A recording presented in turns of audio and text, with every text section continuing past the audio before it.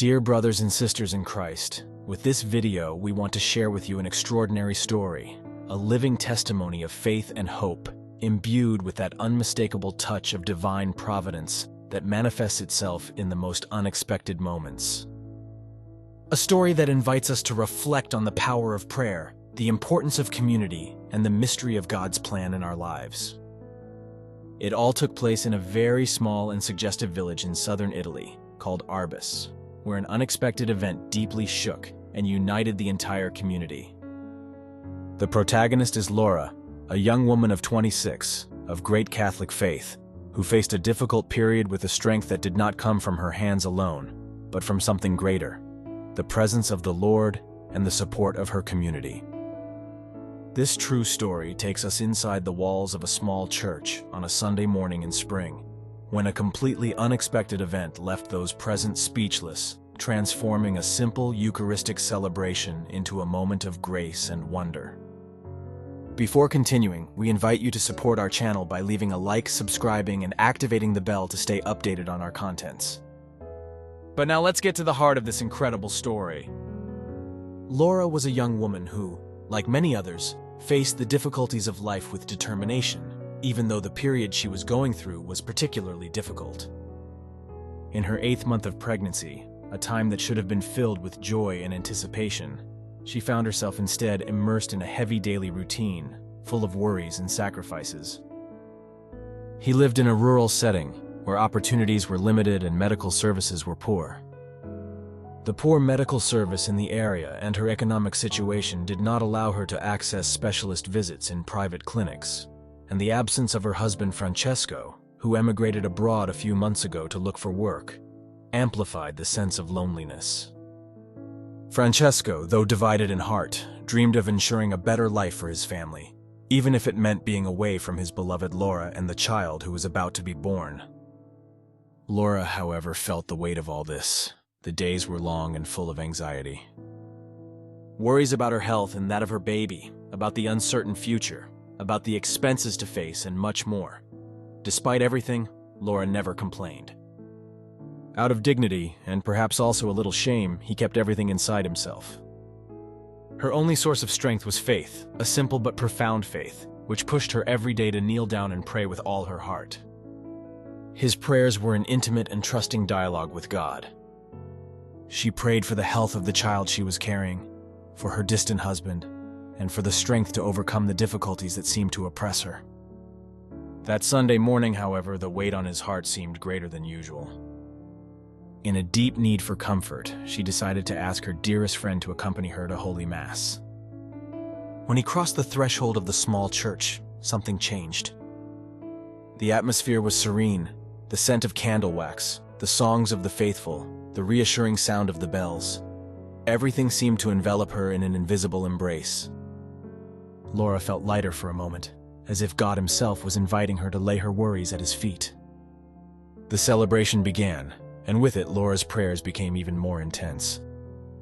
His gaze fixed on the crucifix seemed to say, "Lord, I entrust everything to you. Sustain me." But just at that moment, when the atmosphere was filled with contemplation, something completely unexpected happened. A sudden, piercing pain pierced Laura, causing her to let out a scream that broke the sacred silence of the church. Everyone's eyes turned to her, and it was clear, her waters had broken. Panic spread among those present, interrupting the Eucharistic celebration. The parish priest, taken by surprise, stopped. It was the sacred moment of the Eucharist, while the entire community remained in a tense silence. What would happen now? How would the community react? And most importantly, what did all this mean for Laura and the child she was carrying? The atmosphere inside the small village church was charged with tension and prayer. Laura was in full labor, her face marked by pain, while those present surrounded her with apprehensive looks and clasped hands. In that small town of 2,000 souls, far from hospitals or emergency services, it seemed that the only help could come from above. The nearest hospital was over an hour's drive away, an impossible distance to travel with a woman in that condition. The town is not covered by an ambulance service, much less by an available doctor, especially on Sundays. But the situation was getting worse. But just when all seemed lost, an elderly figure stepped forward from among the faithful. It was Giovanna, an 89-year-old retired midwife, well known in the community for having assisted hundreds of home births during her career. With a firm step and a calm that inspired confidence, Giovanna approached Laura and said a few reassuring words. "Calm down. The Lord is with us. Now everything will be fine." His firm and experienced tone managed to calm the people's agitation. She promptly organized those present, asking for a basin of hot water, one of cold water, clean white clothes, and a sheet, reviving the ancient gestures of home births. For those who don't know, this was a typical procedure in home births back in the day. Hot water was used to relax the mother's muscles and keep the environment hygienic, while cold water was used to cool the woman and even manage any postpartum hemorrhages. At one time, it was common practice to briefly immerse the newborn in both waters, the cold one to stimulate the first breath, and the warm one to give him comfort and cleanliness. Although this practice is obsolete today, in other times it was done with conviction and a high degree of success. Giovanna, with expert hands and decisive movements, guided Laura through the labor. Meanwhile, the rest of the community gathered in prayer, whispering the rosary, invoking the protection of the Virgin Mary and asking the Lord to watch over mother and son. Time seemed to stand still. Laura's every breath was accompanied by the prayers of those present, and Giovanna's every movement spoke of competence and dedication. And then, between tears and smiles, the miracle happened. A beautiful baby girl was born right there, in the heart of the church. When Giovanna took her in her arms, her face lit up with joy.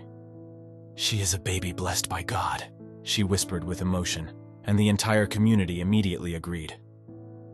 With Laura's consent, they decided to name the baby Benedetta, which means blessed in Italian. She was truly a baby blessed by the Lord. That name, chosen in a moment of pure grace, embodied the profound meaning of that miracle. The church bells rang out in celebration, carrying the news to the entire town. Those present hugged each other, many with tears in their eyes, aware of having witnessed something extraordinary. In a place consecrated to faith, a new beginning had come to life, transforming pain and fear into joy and hope. But Providence did not stop there. That event deeply touched the hearts of the faithful, pushing them to do something concrete for Laura and her family. They organized a fundraiser to cover the most urgent expenses and committed themselves to finding a job near home for Francesco, Laura's husband, who shortly after was hired as an apprentice in iron, working with a renowned blacksmith in the area. In a short time, thanks to the solidarity and love of the community, the young family's life took a completely new direction. Laura was no longer alone.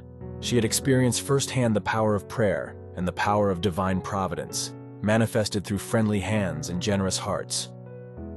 The birth of Benedetta was not only the arrival of a new life, but also the symbol of a community that had united in the name of faith, demonstrating that love can truly conquer every difficulty. This story teaches us that in the darkest moments, God can work through simple but meaningful gestures, transforming difficulties into opportunities for grace. If you too have been touched by this true story, we invite you to leave a comment and share your thoughts with us. Don't forget to subscribe to the channel and activate the bell to discover more stories of hope and wonder. Thanks for being with us, and until next time.